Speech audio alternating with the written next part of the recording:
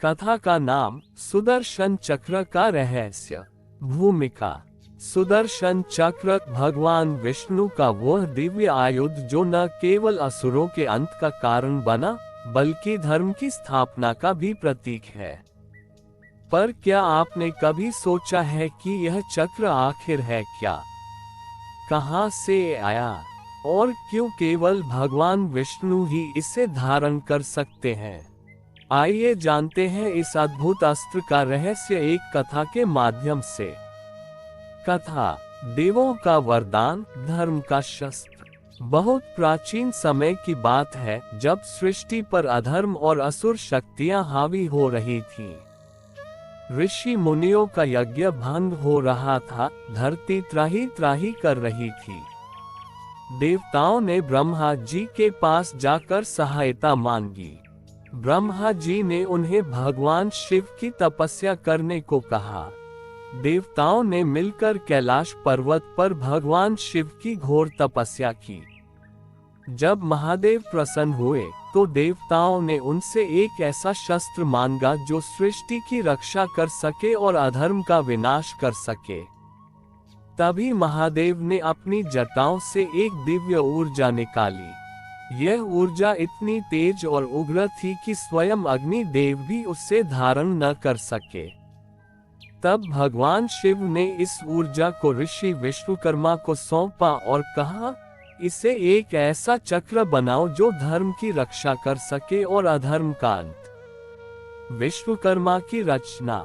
ऋषि विश्वकर्मा ने ब्रह्मांडीय अग्नि से एक दिव्य चक्र बनाया। ये चक्र समय, गति और प्रकाश का प्रतीक था।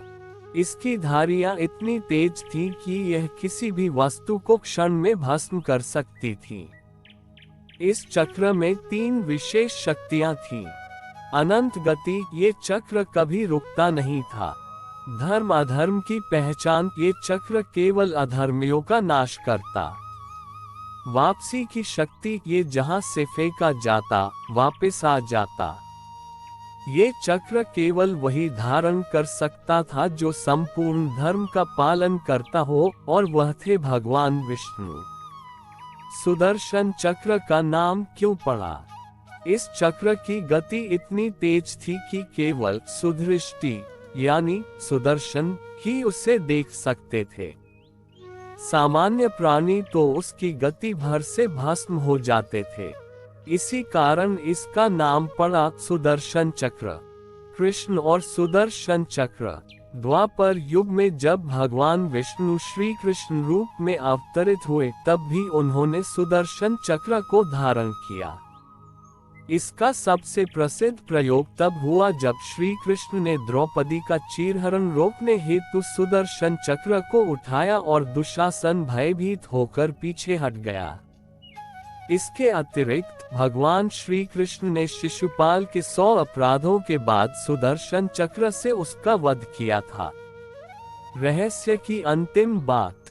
सुदर्शन चक्र सिर्फ एक शस्त्र नहीं था, वो एक चेतन शक्ति थी, धर्म का जीवित प्रतीक। केवल वही व्यक्ति इसे नियंत्रित कर सकता था जो अहंकार, क्रोध और लोभ से मुक्त हो। इसीलिए ये चक्र किसी साधारण योद्धा को नहीं, केवल भगवान विष्णु को ही स्वीकार करता है। निष्कर्ष। सुदर्शन चक्र हमें ये सिखाता है कि धर्म की रक्षा के लिए शक्ति का होना आवश्यक है, पर वह शक्ति तभी सार्थक है जब उसका प्रयोग संयम और विवेक से हो।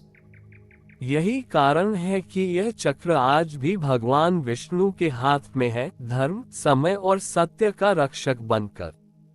अगर आप चाहें तो मैं इस कथा के लिए एक सुंदर चित्र भी बना सकता हूँ।